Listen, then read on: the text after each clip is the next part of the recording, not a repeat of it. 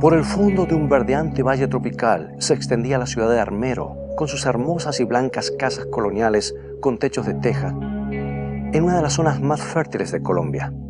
Los agricultores de arroz y algodón disfrutaban de una próspera estación, pero de pronto algo descendió con la furia destructora sobre esa ciudad.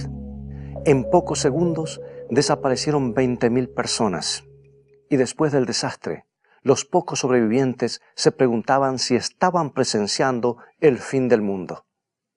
El 19 de septiembre de 1995, el piloto Manuel Cervero conducía su jet DC-8 hacia su destino final, la ciudad de Bogotá. Eran las 9 de la noche, el avión volaba a 8.000 metros de altura sobre la punta de un volcán conocido como Nevado del Ruiz. Y en ese preciso momento el volcán, que había estado inactivo por más de un siglo, tuvo un despertar atronador. El piloto vio una nube rojiza elevarse más de 6 cuadras por encima de su avión. Luego vino la lluvia de ceniza que cubrió la nave y lo dejó sin visibilidad. La cabina se llenó de humo, calor y olor a azufre. Aún así el piloto se las arregló para pilotear el avión por instrumentos y aterrizar a salvo. Otros allá abajo no fueron tan afortunados. ¿Es este un presagio de algo que pronto ha de ocurrir en nuestro planeta que afectará a cada habitante? ¿Será muy pronto demasiado tarde para escapar? Toma tu Biblia y enseguida regreso para que la estudiemos.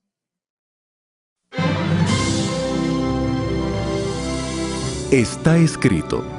Declara el mensaje final de Dios para nuestro tiempo. Presentando al Cristo viviente como la respuesta a nuestras más profundas necesidades. Está escrito. Con el pastor Robert Costa.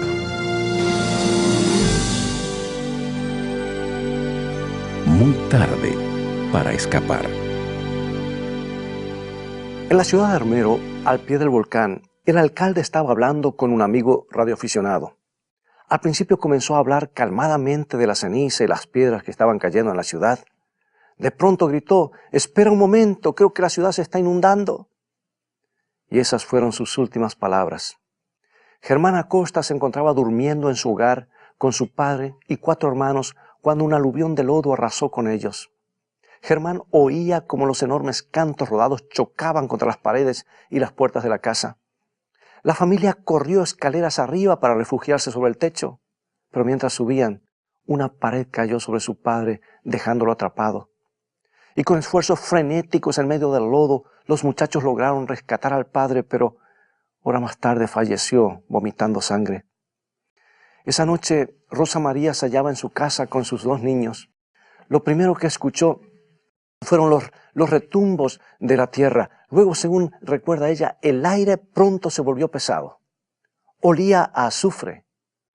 Se escuchaba un rugido horrible que parecía venir de las profundidades de la tierra. Y un torrente de lodo descendía hacia la ciudad.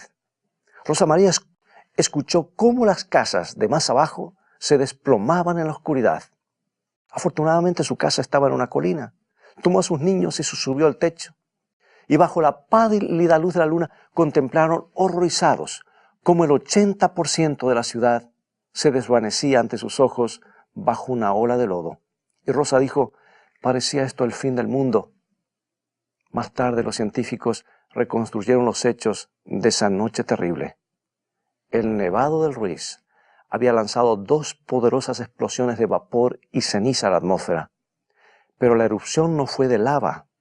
En cambio, el intenso calor del material volcánico derritió la inmensa sábana de nieve y hielo que cubría el cono, y el agua comenzó a bajar por todos lados, convirtiéndose rápidamente en torrentes que arrastraban lodo, piedras, cenizas y escombros. La avalancha líquida se lanzó precipitadamente hacia los cañones a velocidades de cerca de 50 kilómetros por hora. La ciudad de Armero, situada junto a un río de ancho lecho, sufrió el mayor impacto de la corriente de lodo. En la mañana los pocos sobrevivientes contemplaban un mar de lodo gris donde 20.000 familiares y amigos yacían sepultados. Armero simplemente había desaparecido debajo de la avalancha. Los sobrevivientes vagaban atontados. Era difícil comprender tan súbita tragedia. Y amigos, para nosotros también es difícil comprender esta tragedia. ¿Qué significa? ¿Por qué sucedió? En la sierra norte del Perú se encuentra una de las más bellas ciudades de los Andes peruanos, la ciudad de Yungay, también conocida como Yungay Hermosura, por sus hermosos paisajes, climas y sobre todo por su bella gente. Parecía un día común y ordinario. Perú y el mundo, como lo recordarás, aquellos que han vivido más, se preparaban para el partido inaugural de la Copa Mundial de Fútbol Jules Rimet. Muchos posiblemente estaban entrenando sus nuevos televisores, tal vez a colores, y las familias se habían reunido para presenciar el mayor espectáculo deportivo del planeta. Pero el mundo y especialmente el Perú recuerdan vívidamente lo ocurrido el día 31 de mayo de 1970. A las 3:23 de la tarde, un severo terremoto de 7.8 grados sacudió todo el valle, causando que se desprendiera una mole de hielo del nevado Huascarán que cayó sobre lagunas glaciares, generando una luz que descendió a 200 kilómetros por hora, borrando del mapa a la ciudad de Yungay en un lapso de 3 minutos. Aquel día perecieron aproximadamente 22.000 personas de manera instantánea. Solo 4 palmeras y el cementerio quedaron en pie. Allí tuve la oportunidad de grabar uno de los programas. Y fue algo emocionante y a la vez estar prácticamente sin palabras al estar encima de lo que era realmente un cementerio de más de 20.000 personas. Grandes interrogantes vinieron a mi mente. Y actualmente toda la zona sepultada se ha convertido en campo santo y se han colocado cruces en los lugares donde familiares estiman que estaban localizadas las viviendas de sus seres queridos y ahora sepultadas entre 20 y 60 metros de lodo, tierra y piedra. Aquel terrible día el ingeniero Mateo Casaverde, acompañado de un geofísico francés y su esposa, se encontraban en Yungay. Ellos describieron la catástrofe como sigue. Dice así él: nos dirigíamos de Yungay a Carás cuando a la altura del cementerio de Yungay se inició el terremoto. Se podía advertir con mucha claridad la componente vertical de las ondas sísmicas produciendo grietas sobre el asfalto de la carretera. Abandonamos, dice él, nuestro vehículo prácticamente cuando el terremoto había terminado. Escuchamos un ruido de baja frecuencia, algo distinto, aunque no muy diferente del ruido producido por un terremoto. El ruido procedía de la dirección del Huascarán y observamos entre Yungay y el Nevado una nube gigante de polvo casi color arcilla. Se había producido el aluvión. Parte del Huascarán norte se venía abajo. Eran aproximadamente las 3:24 de la tarde. En la vecindad donde nos encontrábamos, dice él, el último lugar que nos ofrecía una relativa seguridad contra la avalancha era el cementerio, construido sobre una colina artificial, una huaca preincaica o ruinas históricas de los incas. Dice él, corrimos unos 100 metros de carretera antes de ingresar al cementerio que también había sufrido los efectos del terremoto. Ya en este, dice él, atiné a voltear la vista a Yungay y en ese momento se podía observar claramente una onda gigantesca de lodo gris de unos 60 metros de alto que empezaba a romperse en cresta y con ligera inclinación e iba a golpear el costado izquierdo de la ciudad. Y en nuestra carrera sobre las escalinatas logramos alcanzar la tercera terraza, pero estaba obstruida. Allí encontramos un hombre, una mujer y 3 niños tratando de alcanzarla, nos cuenta. Nos desviamos a la derecha, como un golpe seco de látigo, una porción de la avalancha alcanzó el cementerio en su parte frontal. El lodo pasó a unos 5 metros de nuestros pies. El cielo se oscureció por la gran cantidad de polvo, posiblemente originado por las casas destruidas en Yungay. Él sigue relatando y dice, volteamos la mirada y Yungay, con sus varios miles de habitantes, había desaparecido. Amigos, es difícil comprender tragedias como estas. ¿Qué significa? ¿Por qué sucedió? Sabes, hay un versículo en la Biblia, en las Escrituras, que nos ayuda a iluminar un poco el tema. Y fue escrito por el apóstol San Pablo. Él fue inspirado por Dios. Y habla del tiempo cuando el mundo será libertado de lo que él llama su esclavitud de corrupción. Y en Romanos capítulo 8, versículo 22, nos dice claramente el apóstol, Romanos 8, 22, porque sabemos que toda la creación gime a una y a una está con dolores de parto hasta ahora. Pero el parto al cual se refiere el apóstol Pablo es el nacimiento de un nuevo mundo, el reino celestial que se inaugura con la segunda venida de Cristo. Esa es la esperanza que nos sostiene. Pero mientras tanto hay aflicción, angustia, dolor, porque la creación todavía sufre la esclavitud. El pecado ha afectado a nuestro planeta mucho más profundamente de lo que la mayoría de nosotros nos damos cuenta. Y no se trata simplemente de quebrantar algunos reglamentos abstractos. El pecado, mis amigos, es la separación de Dios y ha afectado a toda la creación. O sea que el daño es muy profundo. La naturaleza misma se ha salido de su cauce y por eso gime con la esperanza de ser liberada de su esclavitud, el peso terrible del pecado. Ahora la Biblia también dice que estos gemidos o disturbios se intensificarán mientras se acerca la venida de Cristo. Las señales que preceden su regreso incluyen no solamente guerras, rumores de guerra, sino también terremotos en diversos lugares. La naturaleza sufrirá destrozos crecientes. Cuando Rosa María contempló la ciudad de Armero completamente destruida, pensó que había llegado el fin del mundo. Y en cierta forma tenía razón. Esa terrible avalancha era una evidencia más de los dolores del nacimiento de un nuevo reino, de la lucha por terminar con la esclavitud del pecado en esta tierra. Yo también veo en esa destructora pared de lodo bajando hacia la ciudad un cuadro de lo que hará el pecado. Cuando escuchamos acerca del fin del mundo, la mayoría de la gente piensa en que Dios hará llover sobre nosotros castigos terribles. Se imaginan su ira consumidora, arrasando y poniendo fin a la historia del mundo. Bueno, es cierto que Dios es el que controla la historia, pero no debemos olvidar cuál es la verdadera fuerza destructora. Es el pecado mismo. El pecado, no Dios, es el destructor. En toda la Biblia se identifica el pecado con la muerte. La paga del pecado, dice, es muerte. Es su resultado inevitable. Su resultado es la muerte. Es lo que estamos cosechando. Y en Salmo 34, 19 encontramos la promesa de que Dios librará al justo de todas sus dificultades.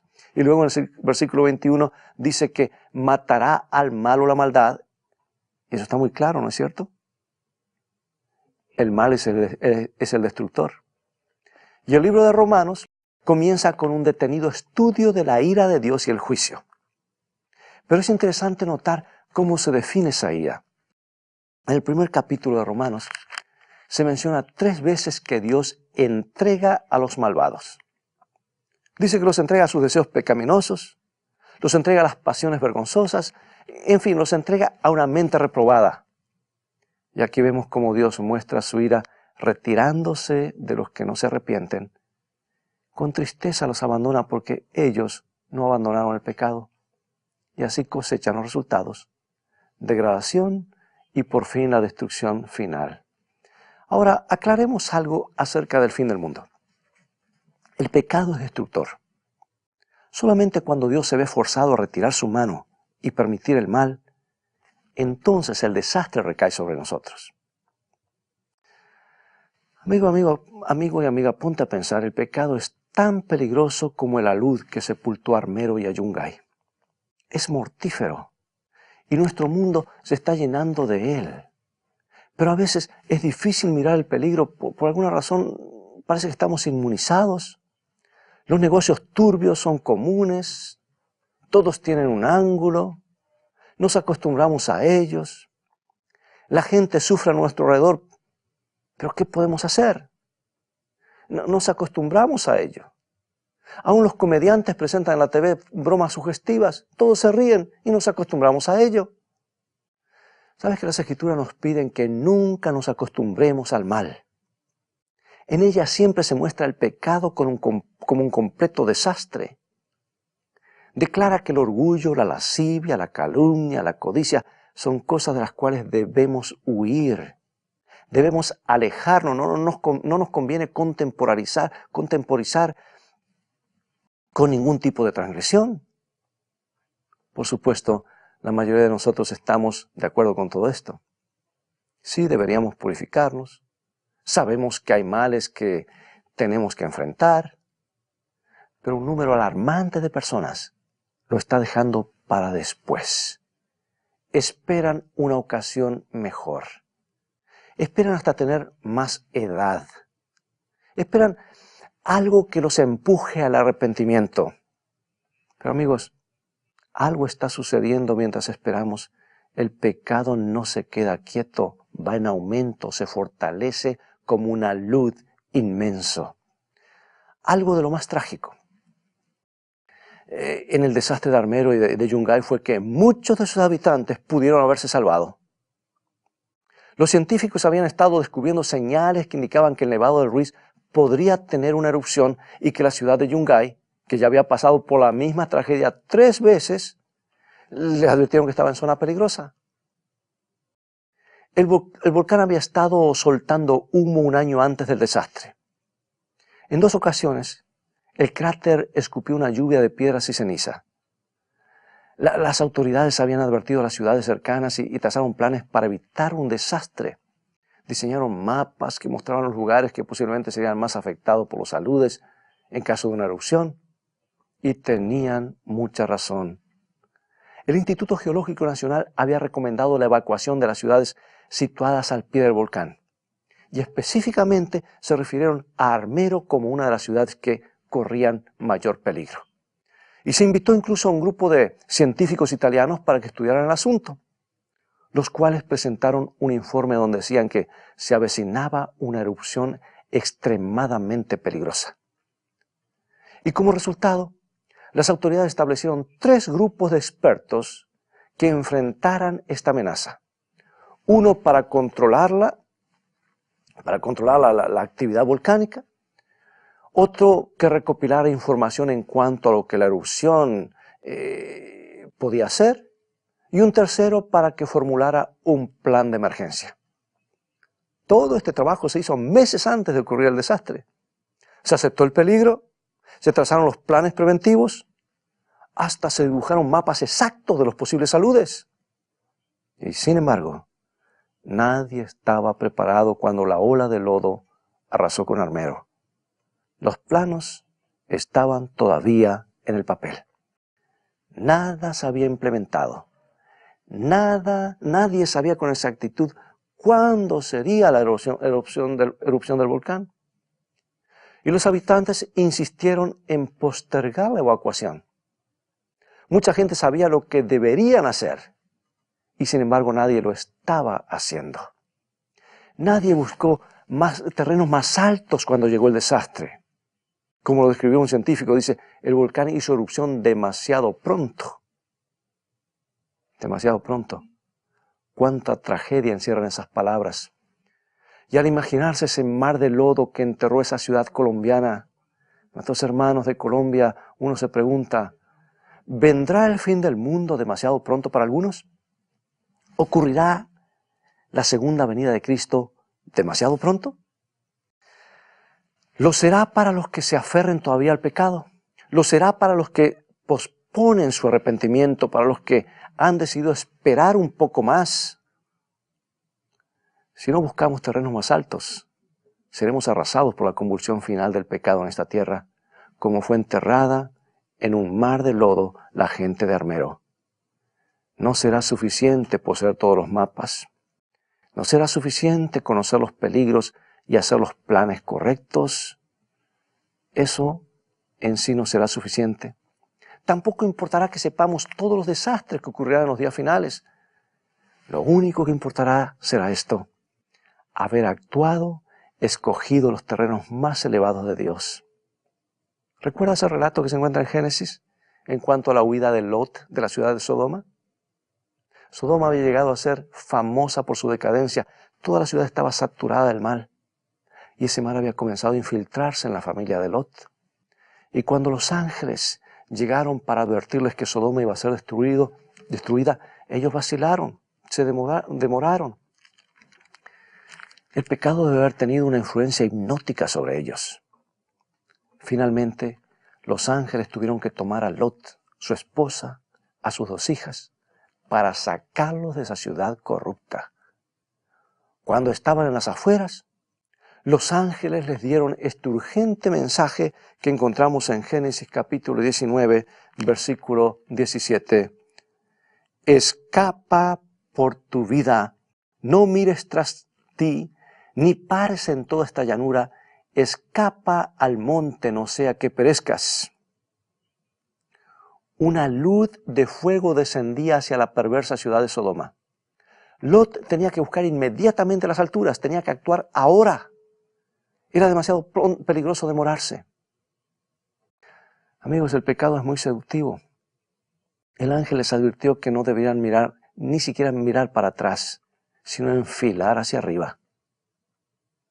Amigos, tenemos que actuar ahora, antes que descienda el fuego, antes que el volcán haga erupción demasiado pronto. Y lo que debemos hacer es muy sencillo. Es lo mismo que recomiendan todos los discípulos en su predicación. Y San Pablo lo resumió de esta manera en el libro de Hechos, capítulo 20, versículo 21. Y dice, testificando a los judíos y a gentiles acerca del arrepentimiento para con Dios y de la fe en nuestro Señor Jesucristo. O sea que debemos arrepentirnos, alejarnos de los pecados que acariciamos y entregar nuestras vidas a Cristo. Hay que buscar el perdón de Dios y colocar nuestra fe en el Salvador Jesucristo. No hay terreno más elevado. ¿Hay algún pecado que te impide entregarte a Él ahora? ¿Hay algo que no estás dispuesto a abandonar? No dejes que ese pecado te atrape. No te hundas en el lodo. Pero permíteme aclarar algo. No me refiero a los pecados que cometemos a pesar de nuestra entrega a Cristo. Arrepentirse y entregarse por fe a Cristo significa un cambio en nuestras vidas. Pero no quiere decir que estamos libres de contaminación. Todavía tenemos debilidades, pero nos aferramos a algún pecado, rechazando el arrepentimiento. Cuando lo hacemos, allí estamos en peligros. No nos aferramos a algo que sabemos que es malo. ¿Sabe? El arrepentimiento significa entregar todo a Dios sin retener nada. Abrimos nuestro corazón a Él, nos da su perdón, su aceptación incondicional y el poder para crecer. Esa es la elección que enfrentamos. Aferrarnos del pecado o aferrarnos de Dios. De esa elección dependerá nuestro futuro. Horas después que el volcán lanzó la luz del lodo sobre la ciudad de Armero, los equipos de rescate trataban desesperadamente de salvar a los que aún tenían vida, pero estaban atrapados en el lodo. Un médico calculó que debe haber habido por lo menos 1000 víctimas con vida atrapadas en los escombros de la ciudad. En esa espesa materia pegajosa y gris de unos 2 a 4 metros de espesor. En la confusión, algunas víctimas fueron encontradas y perdidas de nuevo. A un hombre que luchaba desesperadamente entre el lodo y las vigas de madera, con el agua que casi le llegaba al cuello, lo perdieron y lo volvieron a encontrar 3 veces. Se necesitaron 3 horas para desenterrarlo. Ahora, la mayor tragedia fue que no se pudo rescatar a muchos que no pudieron aguantar el tiempo necesario. Algunos murieron mientras los rescatadores trataban desesperadamente de liberarlos, como aquella niñita de 13 años, que quedó enterrada hasta el cuello en el lodo por más de 2 días. Mientras los voluntarios trataban de retirar los escombros que la rodeaban y la atrapaban, finalmente, después de 60 horas de inútiles esfuerzos, la angustia fue demasiado. El corazoncito de la niña simplemente dejó de palpitar. Una tragedia que destroza el corazón. ¿Quién puede imaginarse la pérdida de nuestros hermanos colombianos, lo que ellos deben haber sentido? Amigos, ese desastre nos habla de uno mayor que descenderá a nuestro planeta. Nos recuerda la avalancha final del pecado que resultará en la pérdida eterna. No esperemos tiempos mejores. No seamos sorprendidos acariciando algún pecado. Cuán trágico sería perderlo todo cuando el rescate está tan cerca, cuando los terrenos más altos de Dios están al alcance de nuestras manos. ¿Por qué no entregas a Dios tu vida sin reservas ahora mismo? ¿No hay tiempo mejor? No te demores. Simplemente abandona tus pecados y coloca tu fe en el gran rescatador, el Salvador Jesucristo. ¿Me acompañas en oración? Oremos. Padre, reconocemos que el pecado es algo serio. Queremos permanecer en tus terrenos elevados. Queremos estar listos cuando la tierra tiemble por última vez. Te queremos confesar nuestra pecaminosidad ahora mismo, sin esconder nada, sin dejar nada, y aceptamos tu sacrificio hecho a nuestro favor. Colocamos nuestra fe en tu muerte por nosotros. Ven a reinar en nuestras vidas desde ahora y para siempre. Amén.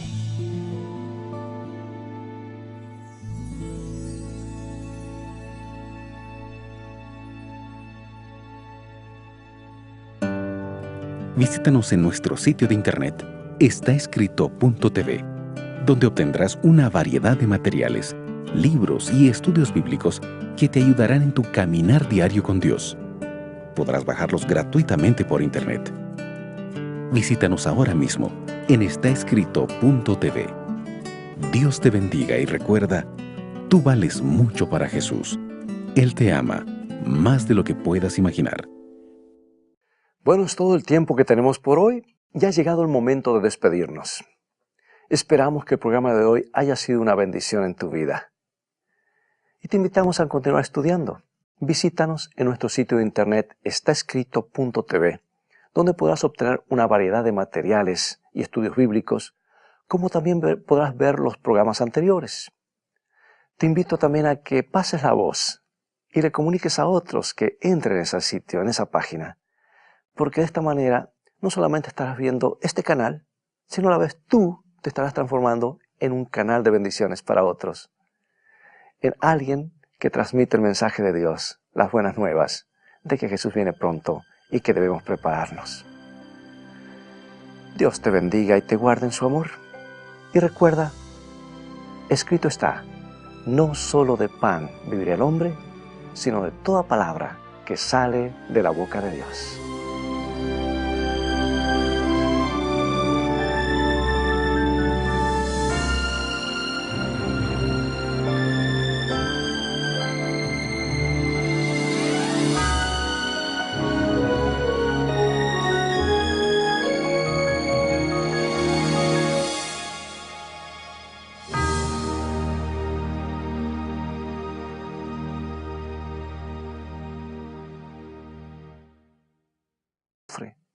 Aún así el piloto se las arregló para pilotear el avión por instrumentos y aterrizar a salvo. Otros allá abajo no fueron tan afortunados. ¿Es este un presagio de algo que pronto ha de ocurrir en nuestro planeta que afectará a cada habitante? ¿Será muy pronto demasiado tarde para escapar? Toma tu Biblia y enseguida regreso para que la estudiemos.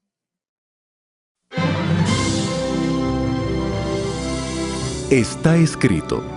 Declara el mensaje final de Dios para nuestro tiempo. Manuel Cervero conducía a su jet DC-8 hacia su destino final, la ciudad de Bogotá.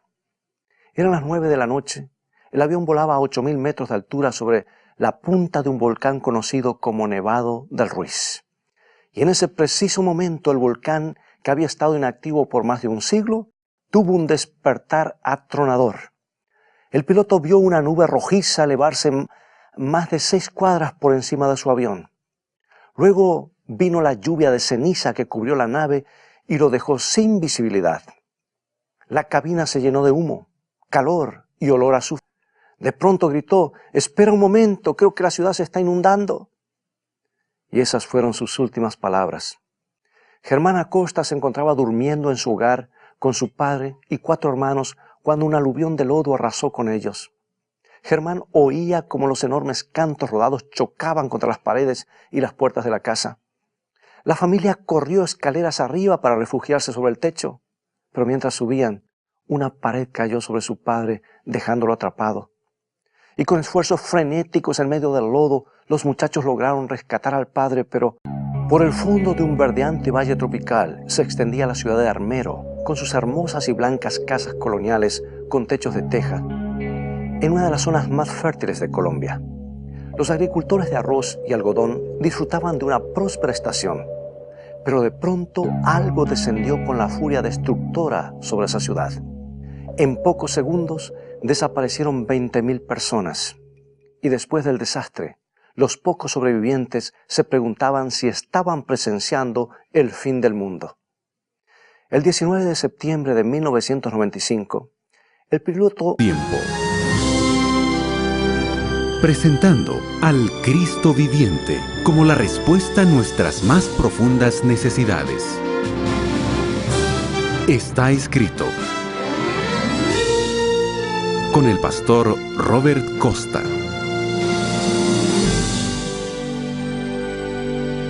Muy tarde para escapar. En la ciudad de Armero, al pie del volcán, el alcalde estaba hablando con un amigo radioaficionado. Al principio comenzó a hablar calmadamente de la ceniza y las piedras que estaban cayendo en la ciudad,